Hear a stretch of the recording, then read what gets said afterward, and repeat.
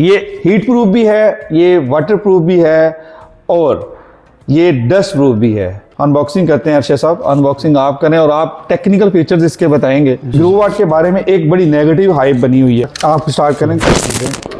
बल्कि अंकल से खिलवा, अंकल जी आपने खोलना है इसको, कितना आपने काटना है। इसका जेन्युइन सोर्स से इन्वर्टर है, ये डोंगल कंपनी खुद बेचती है आपको फ्री ऑफ कास्ट, और ये क्रेडिट अंकल को ही जाता है कि अंकल ने कहा कि जो भी चीज़ लगनी है बेहतरीन लगनी है। Welcome to engineer Mohammad Zahid YouTube channel and welcome to another unboxing.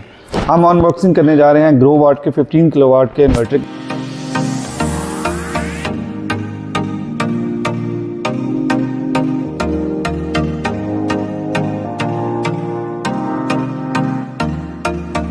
आप लोगों को पता है कि actually there are two types of inverter. एक इन्वर्टर होता है IP21 और दूसरा होता है IP65 या IP66। ये जो IP21 इन्वर्टर होता है ये ना तो डस्ट प्रूफ होता है, ना ये वाटर प्रूफ होता है, ना ये हीट प्रूफ होता है। ये रिलेटिवली सस्ता इन्वर्टर होता है IP21। इसकी 2 साल की जस्ट पार्ट्स की वारंटी होती है। बट जो आपका IP65 या IP66 इन्वर्टर होता है वो डस्ट प्रूफ भी होता है, वाटर प्रूफ भी होता है और हीट प्रूफ भी होता है। उसकी 5 साल की रिप्लेसमेंट वारंटी है। ये जो हमारे पास इन्वर्टर है ये IP66 है, इसकी 5 साल की रिप्लेसमेंट वारंटी है। क्या मतलब? इसका ये मतलब है कि अगले 5 सालों में जब भी ये ख़राब होगा ये कंपनी आपको ब्रांड न्यू देगी, इसको ठीक करके नहीं देगी, ब्रांड न्यू देगी। इसकी रिप्लेसमेंट वारंटी है। और ये हीट प्रूफ भी है, ये वाटर प्रूफ भी है और ये डस्ट प्रूफ भी है। मुझे मलक साहब कह रहे थे कि ऊपर नहीं लगाते तो गर्मी होगी, मैंने कहा ये हीट प्रूफ है, बेशक बाहर लगा लें और इसको पानी में भी फेंक देते, पानी में भी लगाते तो चलते रहेगा।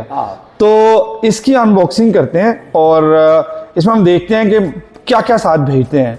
ऑब्वियसली रिक्वायरमेंट होती है कि डोंगल आए और इसकी पोर्ट्स देखते हैं कितनी है।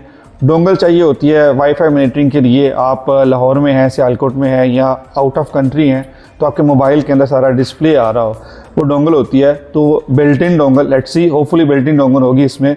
अनबॉक्सिंग करते हैं अरशद साहब, अनबॉक्सिंग आप करें और आप टेक्निकल फीचर्स इसके बताएंगे।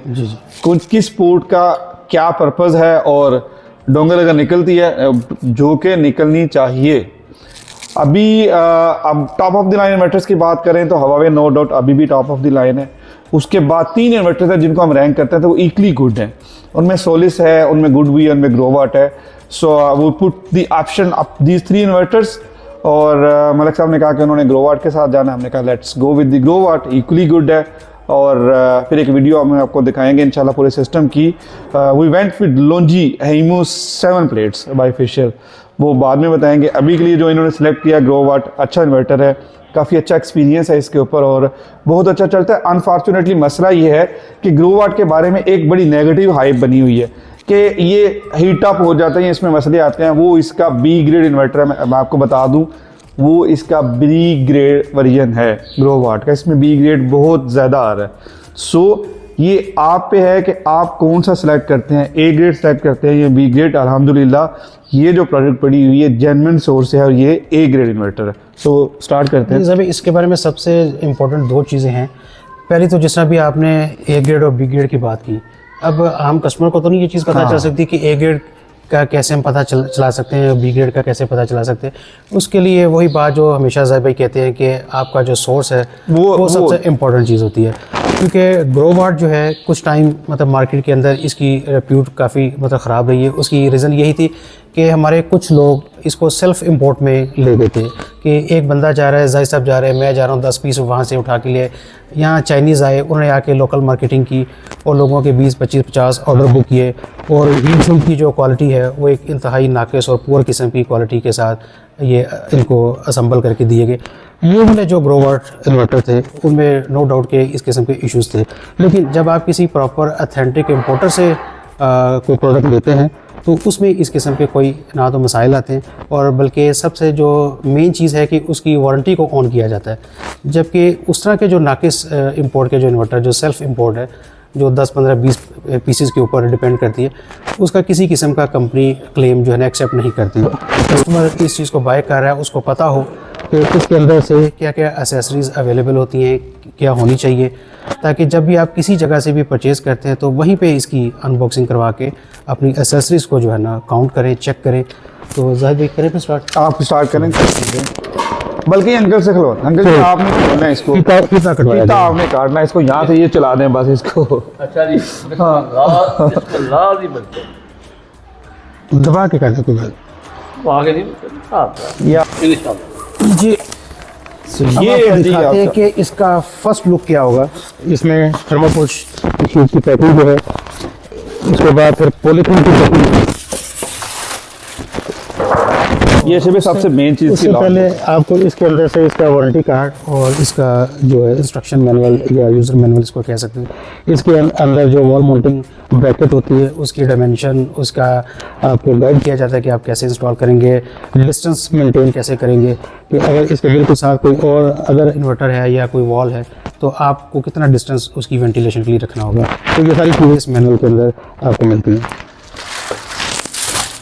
ये है इसका बड़ा प्यारा सा इंटरफेस। ये उठा लें मेरे ख्याल में। अच्छे से बंद कर दें इसकी ब्रैकेट। नहीं नहीं, मैं आपको कह रहा था कि इसकी डोंगल निकलेगी, पहले डोंगल दिखा देते हैं मेरे ख्याल। अल्लाह, इसमें दो अहम चीज़ें हैं। एक तो ये इसका बॉक्स है जिसके अंदर इसकी डोंगल, इसका इसी टर्मिनल जो हैं इसके कनेक्टर्स हैं और MC4 कनेक्टर्स। ये डोंगल है। ये MC4 जब भी आपका जेन्युइन सोर्स से इन्वर्टर आएगा, ये डोंगल कंपनी खुद बेचती है आपको फ्री ऑफ कास्ट, इसकी कोई अलग से कास्ट नहीं होती है, भेजी उन्होंने। ये MC4 प्लस इसके रावल प्लग्स जो इसकी माउंटिंग के लिए, जो इसकी ब्रैकेट के लिए साथ फिटिंग आती है, उसके स्क्रूज हैं साथ। और इसके बाद इसका ये AC टर्मिनल के लिए इसका ये कनेक्टर है और LNP के साथ आपको कोई और अपना टूल यूज़ करने की ज़रूरत नहीं। खुद दिए उनसे। और बाकी इसकी कम्युनिकेशन के लिए अगर जीरो एक्सपोर्ट डिवाइस लगाना चाहते हैं तो उसका एक साथ कनेक्टर इसके साथ आप देखने को मिलेगा। तो जहाँ पे नेट मीटरिंग नहीं है, मीटर नहीं है, एक्सपोर्ट डिवाइस लगानी है तो खुद उन्होंने और कम्युनिकेशन ये की हुई चीज़ है। मैं आपको ये दिखाना चाहूँगा, अक्सर लोगों को ग्रोवाट के अंदर इसकी ब्रैकेट जो है ना वो जल्दी नज़र नहीं आती। ये आप देख सकते हैं कि ये इन्होंने एक बड़ी छुपा के रखी होती है, तो इसमें आपने परेशान नहीं होना। ये हम आपको समझ, ये इसकी आप इसकी फंक्शन देख सकते हैं। ये इसका LCD डिस्प्ले है जहाँ पे आप इसको रियल टाइम मॉनिटर कर सकते हैं। इसकी PV इनपुट्स को देख सकते हैं, AC इनपुट्स को देख सकते हैं।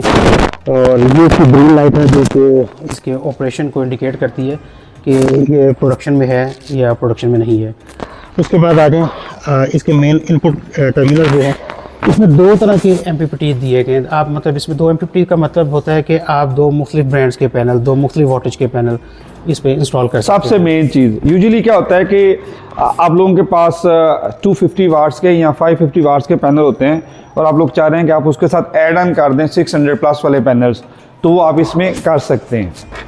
और ये इसकी USB पोर्ट जहाँ पे आप इसकी वाईफाई डोंगल इंस्टॉल करते हैं। ये इसकी कॉम पोर्ट है जहाँ पे आप जीरो एक्सपोर्ट डिवाइस या इसको पैरेलल करने के लिए या इसको एक सॉफ्टवेयर के थ्रू मॉनिटरिंग हब में इसका कम्युनिकेट करवाने के लिए इस पोर्ट को यूज़ कर सकते हैं। उसके बाद ये इसका AC आउटपुट टर्मिनल है। AC आउटपुट टर्मिनल से मुराद ये है कि जब इसको 3 फेज़ प्लस न्यूट्रल दी जाती है और इस पोर्ट के ज़रिए से ही आपकी जो सोलर इनपुट की जो प्रोडक्शन है वो कन्वर्ट होके आपकी वापडा को एक्सपोर्ट में मतलब कन्वर्ट हो जाती है। ये आपकी एक्सपोर्ट पोर्ट है। इसके बाद बाकी इसका जो प्रोडक्शन के जो एफिशिएंसी है और जो उसकी परफॉर्मेंस है उसकी भी हम आपको इसके साथ एक वीडियो मतलब हम इंशाल्लाह ताला जरूर दिखाएंगे। इससे मतलब साहिब भाई आप कुछ इसके बारे में, ये इसका शार्ट सा रिव्यू था और फीचर्स बता दिए, कौन सी पोर्ट क्या करती है वो बता दी। और सबसे मेन चीज़ के ये ऑलवेज क्रेडिट जाता है हमेशा क्लाइंट को कि वो कौन सी चीज़ लेना चाहते हैं। वो put the option of IP21 as well, अगर बजट कंस्ट्रेंट्स हैं, but they went with IP66। और ये क्रेडिट अंकल को ही जाता है कि अंकल ने कहा कि जो भी चीज़ लगनी है बेहतरीन लगनी है, तो वो हमने की।